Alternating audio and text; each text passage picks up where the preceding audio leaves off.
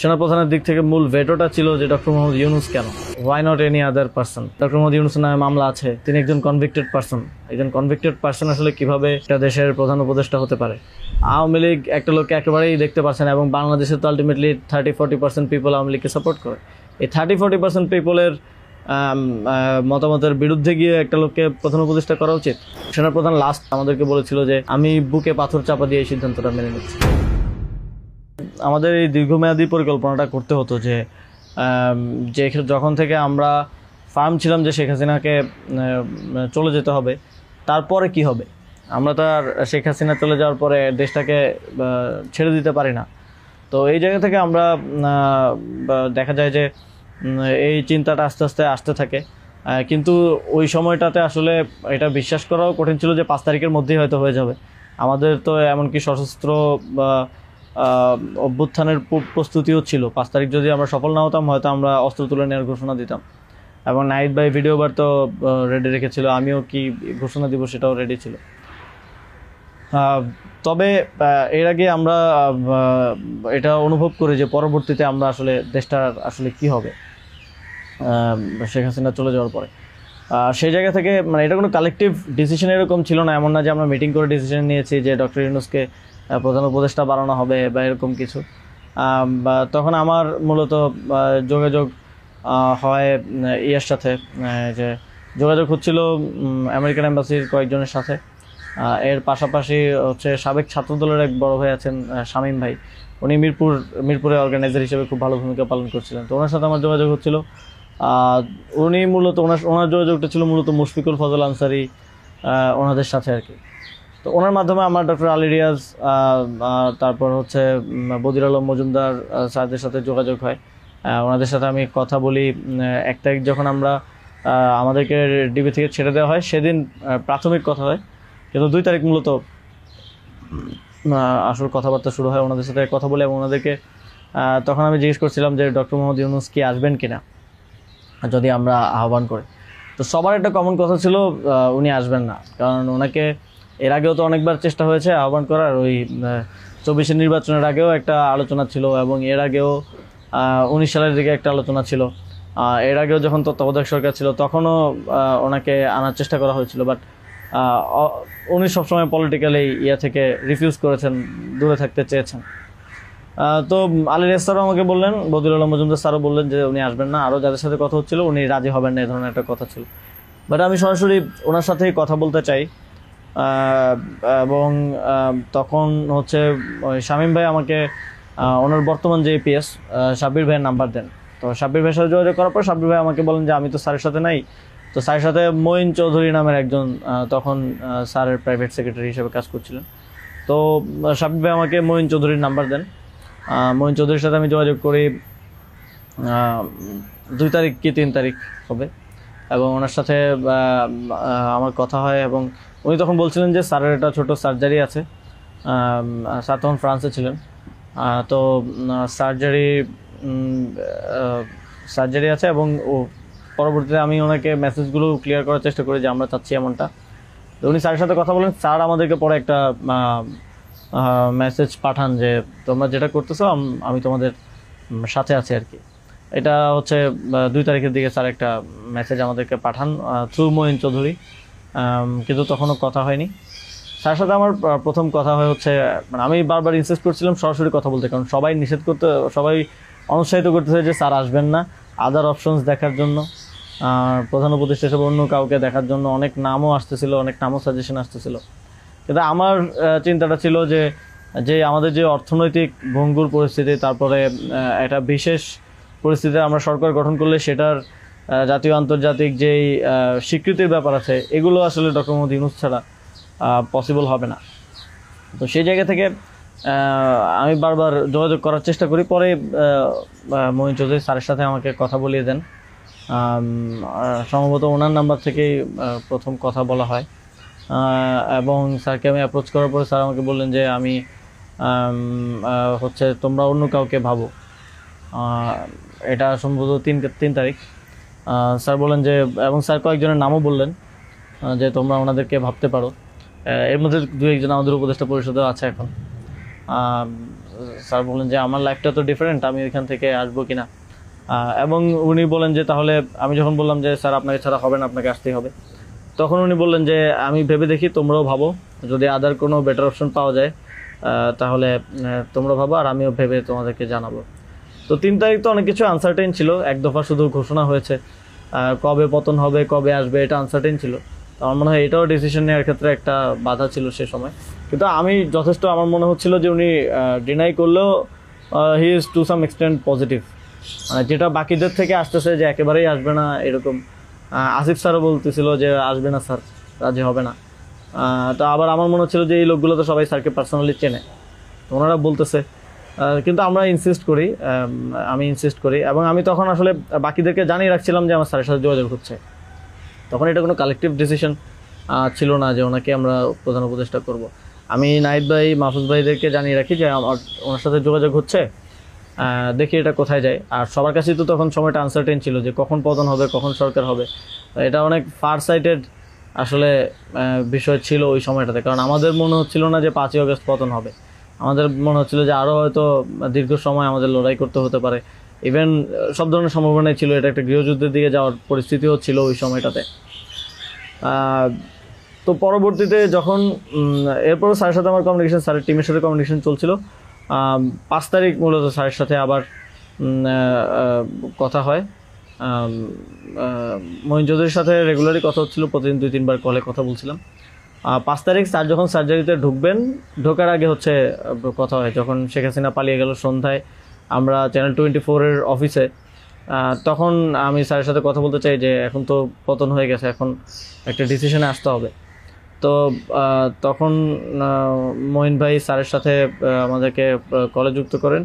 তো চ্যানেল 24 অফিসেই নাহিদ ভাই আর আমি আমার ফোন থেকে লাউডস্পিকারে স্যারের সাথে কথা বলি।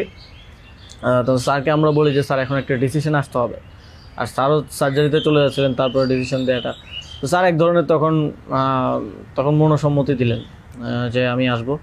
আর এর মাঝে তো 2 দিন স্যারও আলোচনা করেছেন বিভিন্ন পর্যায়ে, আমি আসবো, তবে বিস্তারিত কথা বলার আগে তোমরা কোথাও এটা অ্যানাউন্স করো না আর কি।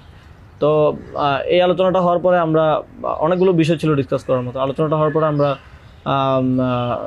চ্যানেল 24-এর অফিসে প্রেস ব্রিফিংটা করি সেদিন রাতে, এবং সরকারের রূপরেখাটা কী হবে সেখানে ঘোষণা করি, একটা অন্তর্বর্তীকালীন জাতীয় সরকার ঘোষণার কথা বলি। এছাড়াও আরও রূপরেখাগুলো বলি যে রাজনৈতিক অংশগ্রহণ, তারপর সিভিল সোসাইটি, তারপরে অভ্যুত্থানের নেতৃত্বের অংশগ্রহণ, এই পলিসিগুলো আমরা সেখানে ঘোষণা করি। স্যারের নামটা ঘোষণা করা হয়নি। সেদিন রাতে স্যারের সাথে আবার চূড়ান্ত কথা হয়, রাতের আনুমানিক 12:30 থেকে 2টা-2:30 পর্যন্ত প্রায় 2 ঘন্টা স্যারের সাথে নাহিদ ভাই আর আমার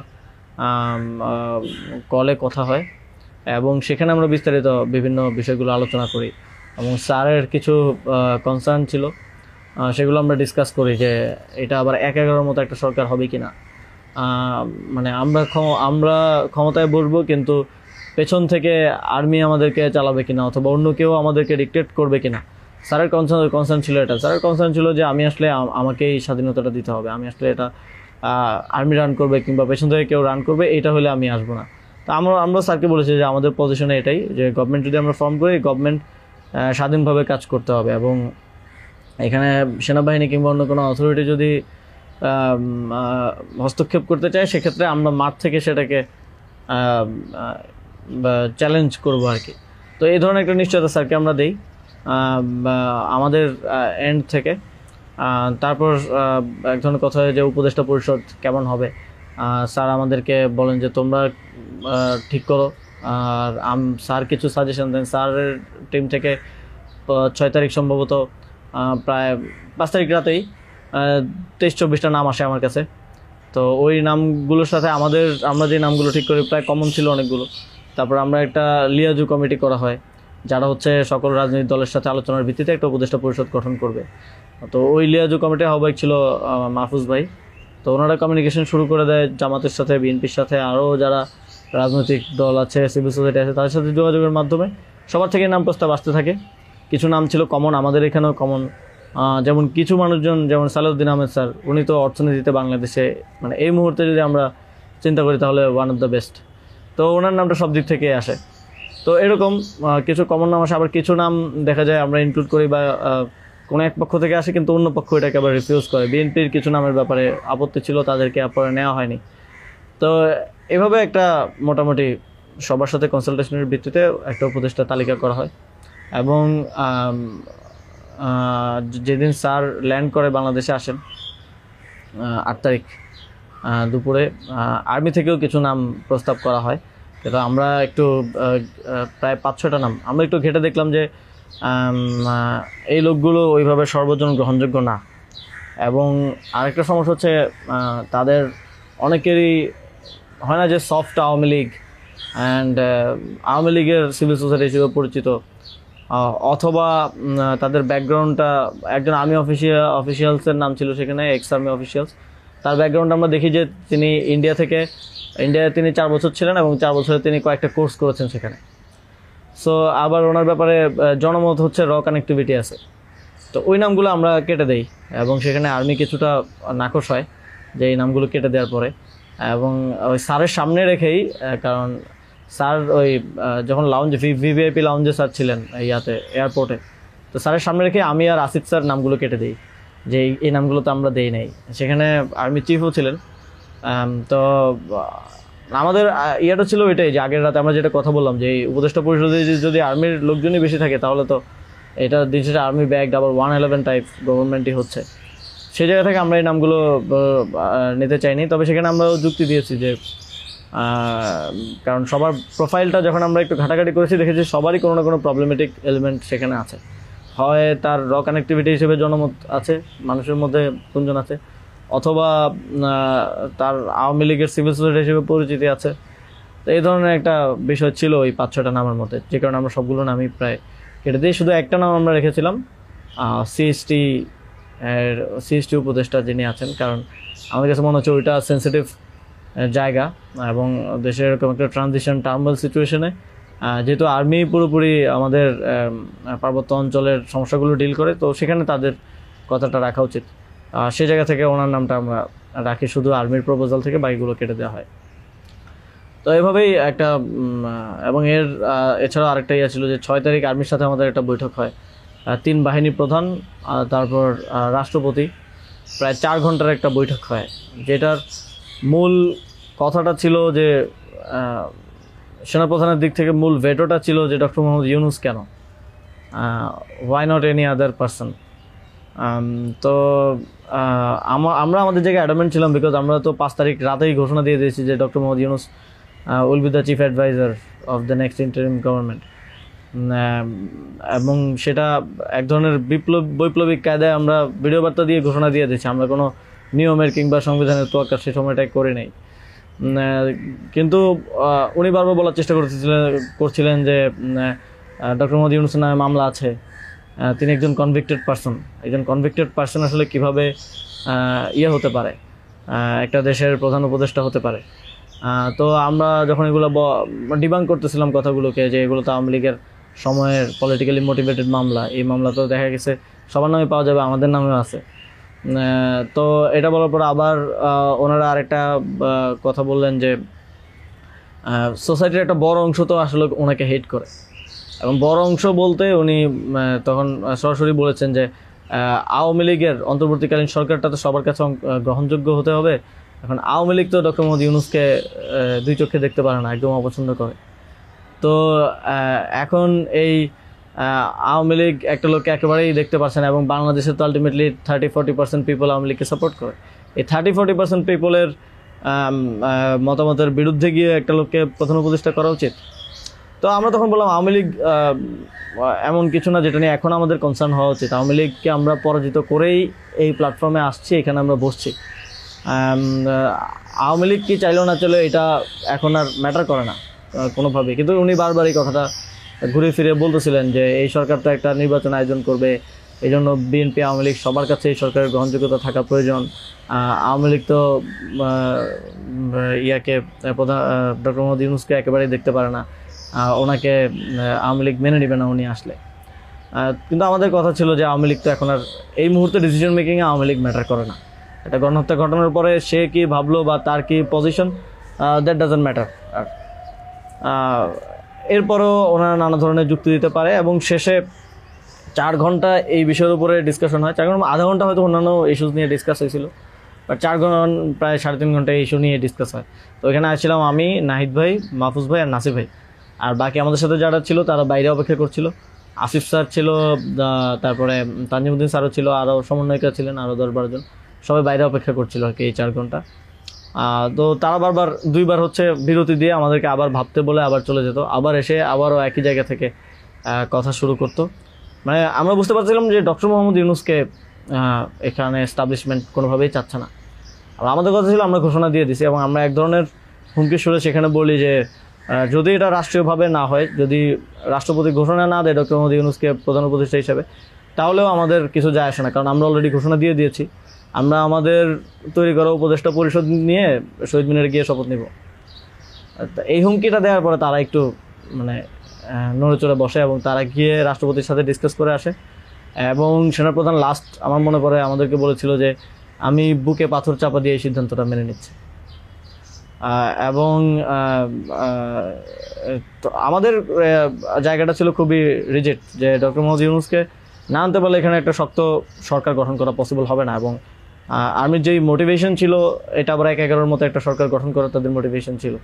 যখন তারা নামগুলো দেয়, 6টা-7টা উপদেষ্টার নাম দেয়, তখন এটা বোঝা যায়, এবং ডিকটেট করার এক ধরনের। তো আমরা যদি এখানে অন্য কাউকে নেই যার পার্সোনালিটি এত স্ট্রং না, তাহলে আলটিমেটলি আমরা আসলে অন্য কারো দ্বারাই পরিচালিত হব, ড্রিভেন হব। এই সরকারটা আত্মনির্ভরশীল একটা স্বতন্ত্র সরকার হতে পারবে না। তো তারপর তো ঘোষণা দেয়, রাষ্ট্রপতি ঘোষণা দেয় ডক্টর মোহাম্মদ ইউনূসকে প্রধান উপদেষ্টা হিসেবে 6 তারিখই, এবং 8 তারিখ হচ্ছে পরবর্তী উপদেষ্টা পরিষদটা গঠিত হয়। 8 তারিখ শপথ অনুষ্ঠানটা হয়। স্যার যখন সার্জারি শেষ করে দেশে আসেন, তারপর ওই দিন সন্ধ্যায় সরকারটা গঠিত হয়।